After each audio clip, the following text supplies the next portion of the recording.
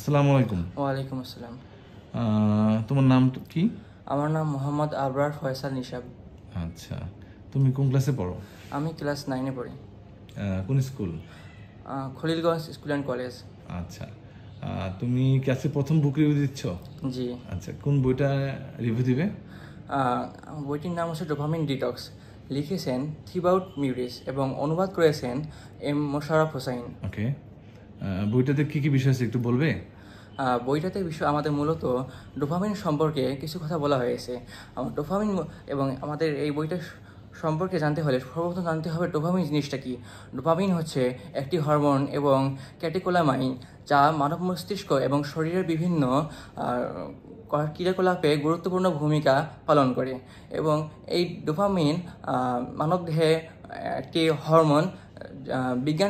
বিজ্ঞানীরা বলেছেন ডোপামিন হচ্ছে এক ধরনের নিউরোট্রান্সমিটার যা যা মানুষের যা মানুষকে আরও কর্মঠ করে তোলে এবং মানুষ এই ডোপামিনের কারণে বেশি আনন্দ উপভোগ করে। ডোপামিনের ফলে মানুষ বিভিন্ন ধরনের যেমন সোশ্যাল মিডিয়া, ফেসবুক, ইনস্টাগ্রাম এগুলো বিভিন্ন সময় অপচয় করে, যার ফলে মানুষ তার লক্ষ্যভ্রষ্ট হয়ে তাদের সময় অপচয় করে এবং কাঙ্ক্ষিত লক্ষ্যে পৌঁছতে পারে না। এই বইটিতে মূলত ডোপামিন থেকে রক্ষা পাওয়ার জন্য ডোপামিন যাতে বেশি করে রিলিজ না হয় এজন্য ডোপামিন ডিটক্স একটি পদ্ধতি বলেছে। ডোপামিন ডিটক্স হচ্ছে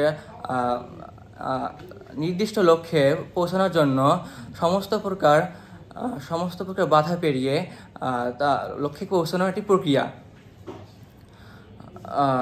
আমাদের মন আমাদেরকে চারটি কৌশলে আমাদেরকে বাধা দেয়। যে চারটি কৌশল হচ্ছে, প্রথম কৌশলের নাম হচ্ছে আমাদের কাছে আমাদের সুযোগ অনেক রয়েছে। দ্বিতীয়টি হচ্ছে আমরা বইটি পরেও পড়তে পারি, আমাদের লক্ষ্যটি পরে করতে পারি। তৃতীয়টি হচ্ছে উত্তেজনায় পরিপূর্ণতা। চতুর্থটি হচ্ছে সামনে অসুবিধা নাই। তারপরে এই বইটাতে কি ওই যে কিভাবে আমরা ডোপামিনের প্রতি আমরা অনেকে আসক্ত হচ্ছি, তাই না? চিনিও এখানে কি আছে না? চিনির কথা বলা আছে। জি জি, চিনি বেশি খাওয়াটা এক ধরনের আসক্তি। আমরা দেখবো আমাদের যত ফাস্ট ফুড আছে না বাজারে, সব ফাস্ট ফুডে কি আছে? চিনি আছে, কারণ ওটা আমাদের একটা আসক্তি তৈরি করে। আমার সামনে একটা মিষ্টি রাখলে আমার খুব খেতে মন চায় মিষ্টিটা, কারণ যে আসক্তি হয়ে যায় যখন। এখন এখানে কি ওই বয়সে কি ডোপামিন যে বেশি রিলিজ হয় এটা কি ভালো না খারাপ? অতিরিক্ত রিলিজ হওয়া খারাপ, তাই না? পরিমিত হওয়া যেতে পারে, তাই না? যেমন তুমি এখন নামাজ পড়ো, তাহলে এটা তো তোমার ডোপামিন রিলিজ হয়। অথবা তুমি বন্ধুর সাথে কিছুটা গল্প করছো, ক্রিকেট খেলছো, সেখানেও কিন্তু কি হচ্ছে? ডোপামিন রিলিজ হচ্ছে, বাট সেটা পরিমিত পরিমাণে হচ্ছে। তো যখনই আমরা কিছু আমাদের সমাজে যে কাজগুলোকে খারাপ বলি আমরা, যেমন ধরো বলা হয় না যে মাদক খেও না, ওই কাজ করো না, ওই বিভিন্ন নানা শব্দগুলো বলি না আমরা, তার মানে কি ওগুলোতে কিন্তু ওগুলোতে হচ্ছে ডোপামিন অনেক বেশি রিলিজ হয়, ঠিক আছে? যেগুলোর প্রতি আমরা আসক্ত প্রকাশ হয়ে যেতে পারি, তাই না? যেমন টিভি গেমস খেলো না, তারপরে হচ্ছে মোবাইলের প্রতি বেশি স্ক্রিন টাইম বেশি ইউজ না করা, বেশি ইউটিউব, ফেসবুক এইসব ভিডিও না দেখা, স্ক্রলিং না করা, এই জিনিসগুলো, ঠিক আছে? এগুলো লেখা আছে না, এগুলোই তো আমাদের কি সোশ্যাল মিডিয়া কি আমাদের জন্য ভালো? আসলে অতিরিক্ত চালানোটা আসলে ভালো না, সেটাই আর কি। আর কি আছে বলতো? ধরো কেউ যদি ডোপামিনে আসক্ত হয়, ওখানে কি বলা আছে না কি কি উপায়? 3টা উপায় বলা আছে। হ্যাঁ, 3টা উপায় আছে। একটা হচ্ছে একদিন অথবা 24 ঘন্টা এটা কর্মদক্ষতা, আর দ্বিতীয়টি হচ্ছে 48 ঘন্টা, আর আরটি হচ্ছে আংশিক। গুড, তার মানে বইটা ভালো করে তুমি পড়েছো। 3টা ওয়ে বলেছে, তাই না? সাপোজ ধরো আমি তুমি মোবাইল ছাড়া তুমি চলতে পারো না, রাত্রিবেলা তোমাকে ঘুমাতে যাওয়ার আগে মোবাইল ইউজ করতে হয়, তাহলে এটা থেকে কিভাবে এটা থেকে বের আসতে হবে? তার মানে এটা তুমি আস্তে আস্তে এটার প্রতি আসক্ত হয়ে গেছো। আমি তাহলে ওই সময় কি মোবাইলের নোটিফিকেশন অফ করে দেবো, ঠিক আছে? আমি ফেসবুক বা ইনস্টাগ্রামের যে নোটিফিকেশন আছে, নোটিফিকেশন অপশনটা অফ করে দেবো। তাহলে আমার কাছে কেউ যে মেসেজ দেয় আমি কি দেখতে পাবো? পাবো না। আমি তখনই দেখতে পাবো যখন আমি অনলাইনে যাব, তখন আমি যখন নিজে চাইবো মেসেঞ্জারে যেতে। আদারওয়াইজ কি করবো? আমি মেসেঞ্জারটা নোটিফিকেশন অফ করে রাখবো।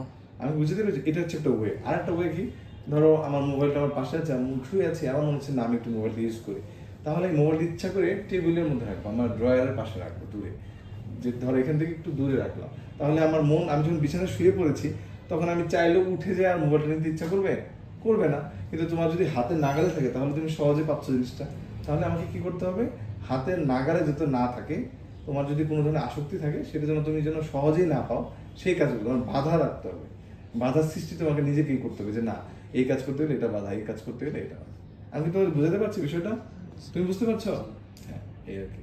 আরো কিছু আছে বইটাতে, আর কিছু জানতে পারলে? না, এটুকুই। এই ডোপামিনের আমরা ধীরে ধীরে কিন্তু আস্তে আস্তে, বিশেষ করে আমাদের ছেলেরা বেশি মেয়েদের থেকেও, যে ডোপামিনের দাস হয়ে যাচ্ছে আমরা। ডোপামিনের দাস কিভাবে হলাম? ধরো আমাকে ডোপামিন বলছে তুমি ফেসবুকে 1 ঘন্টা দেখো, তোমার দেখবে যে ফেসবুকে তুমি যদি একটা ভিডিও দেখো, ক্রিকেটের ভিডিও দেখো, বারবার অটোমেটিক্যালি সব ক্রিকেটের ভিডিও আসে না? তুমি যদি ধরো একটা হিন্দি সিনেমার গান দেখো, এবার এরপর আবার একটা হিন্দি সিনেমার গান আসতেছে।